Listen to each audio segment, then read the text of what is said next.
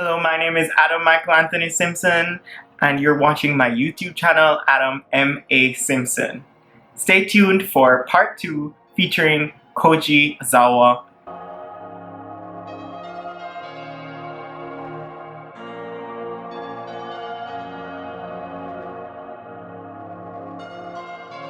On that note, I'd love to get into the second half of the interview, which is how will your research impact society? Can you enlighten us on why studying these historical events are important for our national understanding? And how are you helping to bring up these stories so that we can be like, oh wow, the situation happening now is not unique. It has happened before. Can you speak on this? Yeah. So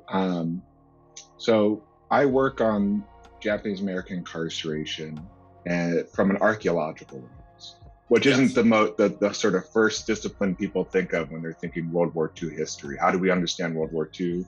Archaeology isn't what comes to people. But I think part of what archaeology and anthropology brings to the table in this subject is to really look at the material world and the traces of it and what we can understand about the experience. So looking at the incarceration camps, the structure of the camps, the types of materials that were used in the way they built them and how that impacted the experience of the people inside. And then the ways in which people start to modify materials and create communities in these circumstances is really changing, I think, how we perceive of what these camps are. And it helps, to contextualize them in this lineage of the use of camps. Yeah. So part of what I've been doing is looking at the structure of the camps and understanding where they came from and then where they were going after World War II. Wow. And so understanding that, I think, helps, as you said, to look at these as not unique phenomenon, not one-time off events, but part of this long process of segmenting, modulating, and confining particular communities. And I think it's important to understand how we do this, when we do this as a country, and then what are the consequences. Because camps aren't going away. There's refugee camps all over the world and in the United States. Yes. There's migrant detention facilities. And if you look at photographs of migrant detention facilities like Tornillo in Texas, you'll see rows of barracks or tents that, if you put a black and white filter on, could be 1942, could be 1910, could be 1890. And so we're just using the same technology and tweaking the context. And it's a bad technology. Camps are just so detrimental to people on so many levels. And they strip dignity from people. They're supposed to be temporary, but the United Nations Council on Human Rights issued a report that found that the average amount of time globally that people spend in a refugee camp is 17 years. Wow. That is crazy. Wow. It's really just mind-blowing. 17 years. I think people, when they think of camps and refugee camps, they think couple of months, couple of years maybe, as a temporary situation to transition from a harsh situation before integrating into a new sort of national polity, whether it's migrating to flee war in Syria or from Central and South America. People think of these camps as these short little way stops, but 17 years on average. That's wow. Yeah. And Well, I'd like to add something here because I was a TA for Science, Technology, and Society 1, which is outside of the School of Engineering. But because of this YouTube channel, I thought that it was important for me to understand what I'm doing as a scientist is contributing to society, not on a science level, but on a social level as well. So I was like, you know what, let me push myself in the deep end and be a TA for this course without even taking the class. But something that kind of comes up in my mind is climate change is going to be a big shift in the world. And God forbid this happens, but it looks like it may happen where smaller islands, especially in the Caribbean and in the Pacific, in the Indian Ocean, that are affected by surges and hurricanes and typhoons. These people might have to migrate. How are we going to treat these people that in all like, if you look at like the economy, the global economy, these islands had very little to no contribution to climate change, and it's the superpowers that polluted our air and our atmosphere with carbon dioxide, etc. How are we going to treat these nations and these people that have to move to larger continents for safety? Is it going to be like the Hunger Games, or is it that's I love that you're talking about this physical space of camps and looking at this physical space and how we think of outsiders as a nation, and how we're very bad at thinking about what are people running away from? Why are they trying to put themselves through this 17-year situation, this big gamble? What are they trying to get away from? So lovely work. I understand that you were co-instructor for the Undocumented Migration Project exhibition, which was available at Stanford. Is it still available? Awesome. Great. So if you can, please go and see the Undocumented Migration Project exhibition at Stanford. Please tell us what this project subject area is, and why is it so relevant to what is happening right now?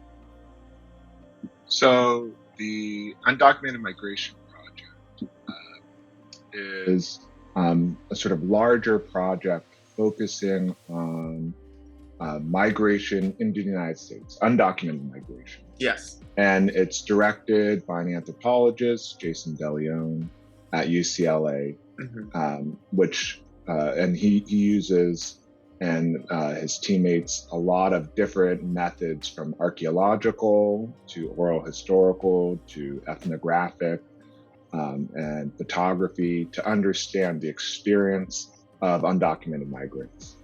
And the project that we've been able to bring to Stanford, which is currently hosted at the Anderson Collection, they're temporarily closed during the summer, but they'll be opening back up in the fall. Awesome. Is called Hostile Terrain 94. And it is a wall map of the US-Mexico border. It's about 20 feet by 20 feet. And on it has tags, with each tag representing somebody who died while crossing the border.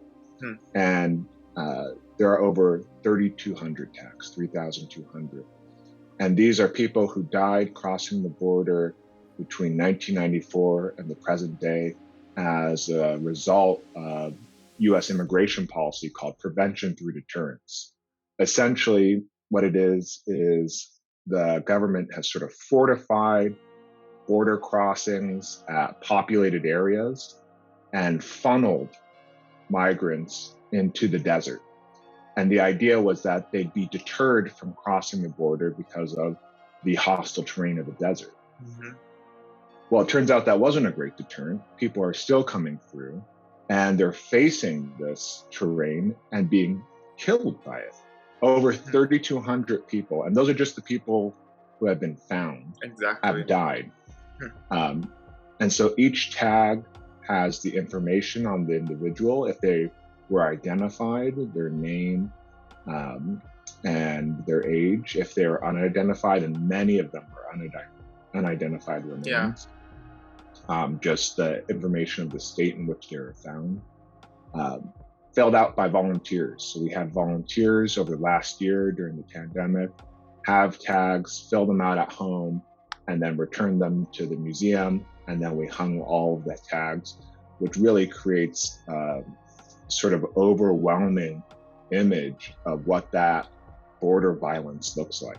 Mm-hmm. And it is border violence. The government is intentionally bringing people to this space that's killing them through dehydration, through exposure, through violence. There's numerous people who have been brutalized and shot and exposed to all sorts of different types of violence. Because we've cut down our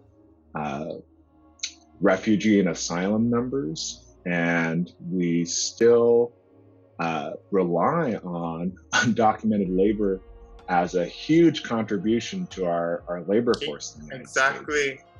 And so we're simultaneously asking people unofficially to come and work here, and then creating conditions that make it extremely dangerous and extremely violent, and really marginalizes them at the same time. So that's part of what this exhibition was trying to spotlight and really bring back to the conversation, this human toll of our immigration policy.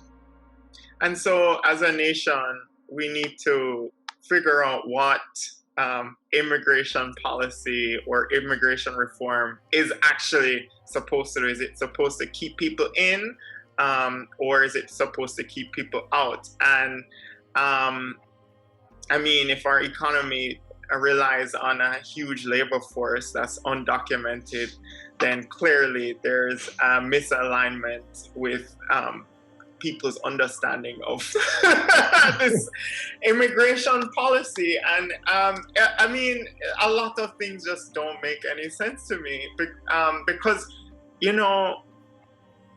this is for another video. But I love that you're bringing these issues up, because these are things that have kept me wondering, like, what's going on? So are there commonalities? Well, we've kind of spoken about this already, but I'm going to bring it up again. Are there commonalities with how our nation treats asylum seekers and people seen as other trying to enter the nation? I don't know if you could comment on any historical event, but I'd love for you to speak on this point.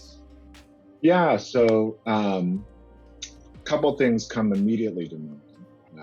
First, I think sort of dovetailing off of the last topic in question, I think it's important to understand that the last 4 years have been such a sort of black hole that's been sucking all the attention of everybody into it.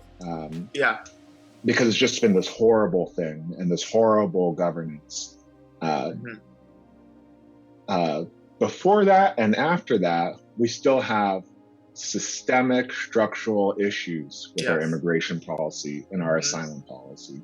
And, that didn't start in the last 4 years and hasn't ended. And so that's something that we still need to reckon with and really seriously give attention to. Like, the monster has temporarily gone, but there's still all these issues. So asylum seekers have always been sort of sidelined. And really directly in my research, a story that's come to mind with this is the War Relocation Authority was the government body that was set up to manage the incarceration camps.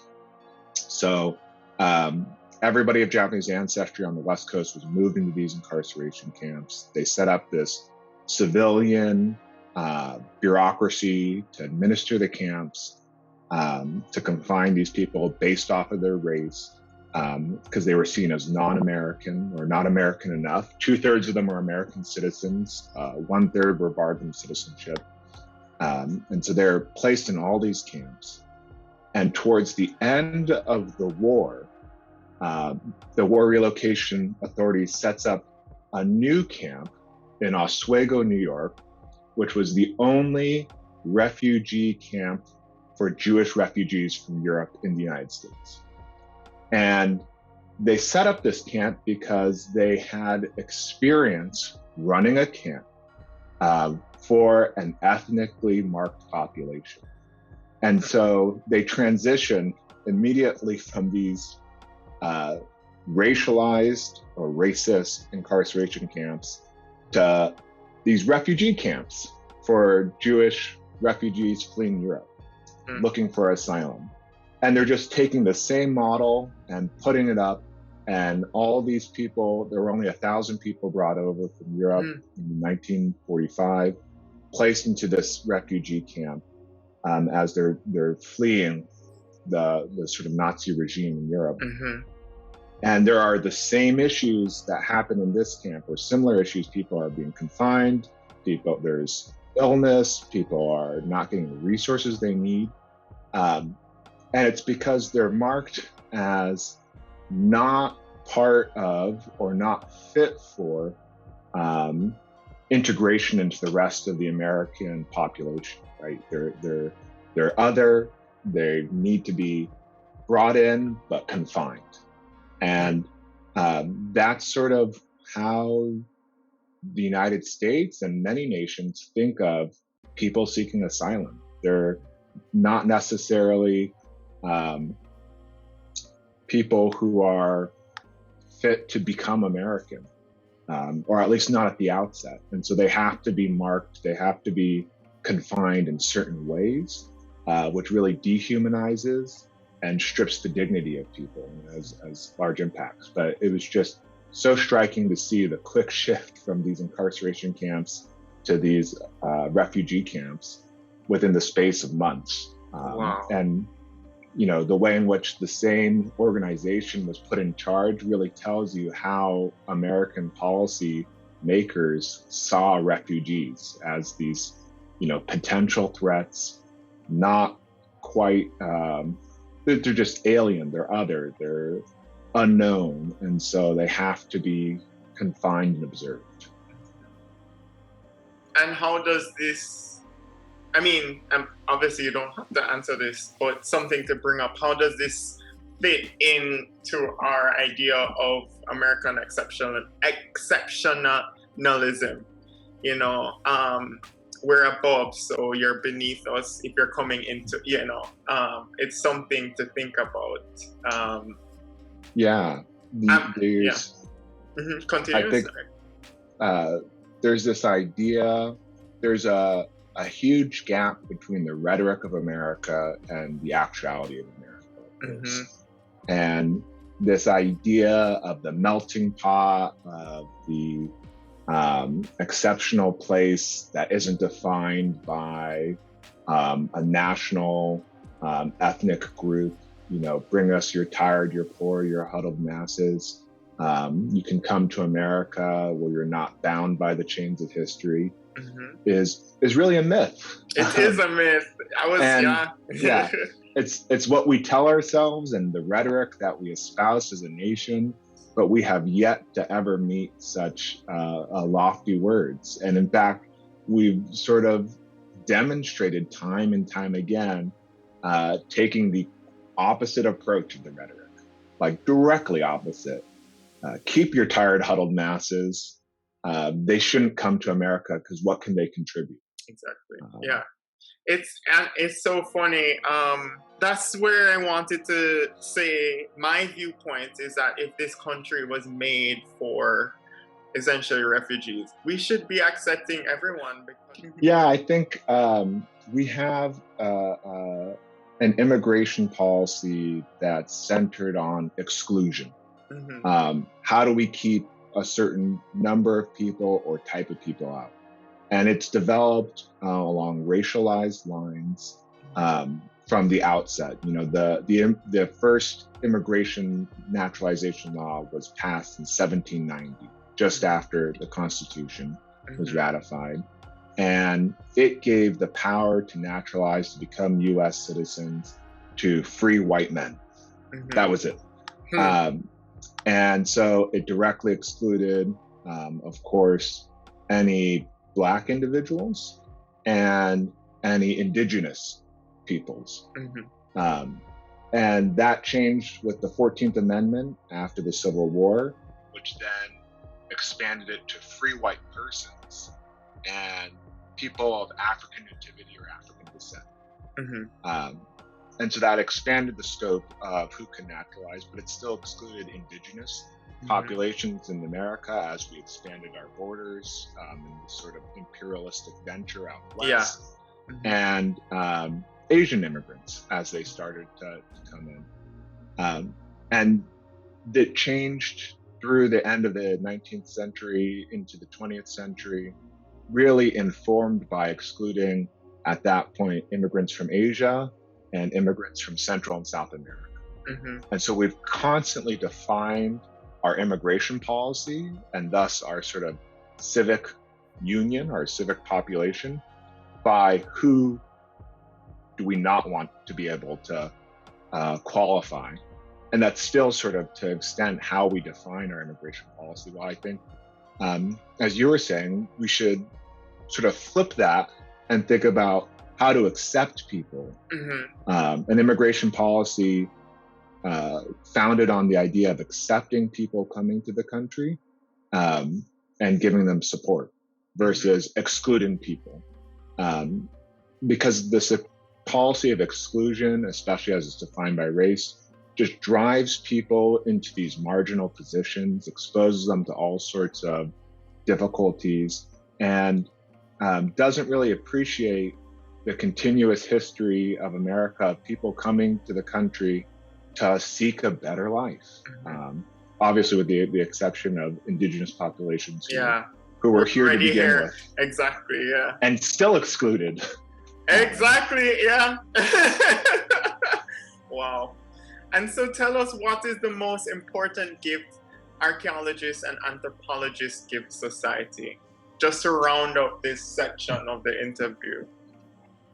So I think archaeologists and anthropologists historically had a sort of legacy of othering people and really went through a reckoning and are still going through a reckoning. We're still trying to, as a discipline, work through these issues. But the best anthropology, the best archaeology that I see, it allows us to think about other perspectives, cultural points of view and perspectives, and appreciate them not as alien, but as different and equal and legitimate. And so it's this idea that different experiences are legitimate experiences, different experiences and ways of seeing the world are real and need to be appreciated and understood, and not exoticized, not ostracized.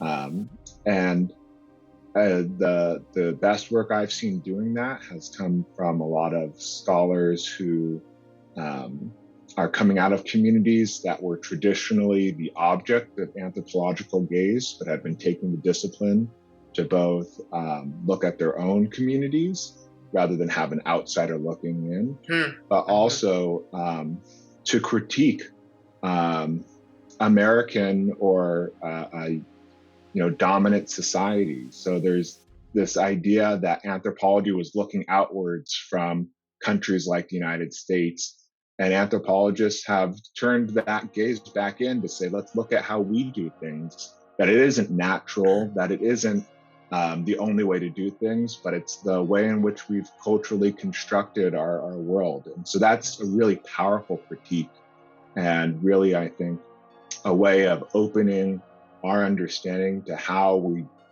do policy, how we treat each other, and how we can change. Great. I love how you answer that question. And now for my the final and favorite question of these interviews, which is, what misconceptions of graduate school would you like to dispel? All the misconceptions. So I think I was thinking about this question last night and this morning. And I think the first couple of things that come to mind are, one, graduate school often gets put into this box that it's like only for a certain kind of person, right? Only like somebody who went to an elite school with like elite backgrounds can get into graduate school. And then if you when you're applying, you don't get in your first try, you're not good enough. And that's simply not true. There's so many different factors. I didn't get into graduate school until my third try of applications. And so for people who have a passion about a subject matter, graduate school can be a really powerful place to develop that passion and explore it. And people shouldn't be intimidated or put off by poor grades or sort of this conception that I don't fit the model of graduate school. One of my committee members, who's the director of the Undocumented Migration Project, Jason DeLeon, he won a MacArthur grant. He's a professor at UCLA. I want a MacArthur grant! Yeah, I know, I want one too, right? Yeah. Wow. And so he flunked out of his undergraduate course in anthropology, right? He wanted to become a rock star. He tried to tour for music. He flunked out. And then he found his way later on back to graduate school, found his passion, and then it's a MacArthur grant. Right? Exactly. Yeah. But I think, people, when they think, I flunked out of a undergraduate course, or I stopped undergrad halfway through, they think I'm not the type of person that should go to graduate school or can thrive in graduate school. And that's just not true. People can thrive if they have a passion, if they have the dedication to that subject matter. They can do incredible things and reach, these heights in their discipline. So that's, I think, one thing that I really want to urge people to think about. And the other is, graduate school at the same time is difficult. It's not easy, but if you can find a good community, it can be a really wonderful place. And finding that good community, often more so than the books you read or the how good your analytical skills are, I think is important to your success in graduate school. Because if you're not feeling integrated, if you're not feeling like you have a community, it's really tough to make it. And so programs like DARE, for instance, which really foster community and support that system that can help people find connections, find a place where they don't feel alienated, is just so important to success in graduate school. I agree. Thank you for that. It's so fun. Like, you kind of touched upon what the interview with Estelle we spoke about. She she dropped out of community college and then went back after the recession, and Yeah, education is for everyone. So, yeah. All right, thank you, and until next time. Thank you so much, Adam. I hope to see you out in the field. Come join us in yes. the pits with your advisor. I'd love to do that one day. Yeah. All right. Well, thank you so much for having me. Yes. All right. See you. Bye. Thank you for watching part 2 of this interview featuring Koji Ozawa. Please like and subscribe to my YouTube channel, but I'd also like to inform you that this will be the last episode of the first year of this platform. I'm going to take 2 months off to regroup and figure out how I will continue this channel in my final year of the PhD. This is a very tough year, so it definitely won't be every week, but I do enjoy producing this content for you all. So I'll figure something out and let you know in some time. So please like and subscribe to the channel to support, and I'll see you in a couple months. All right, bye.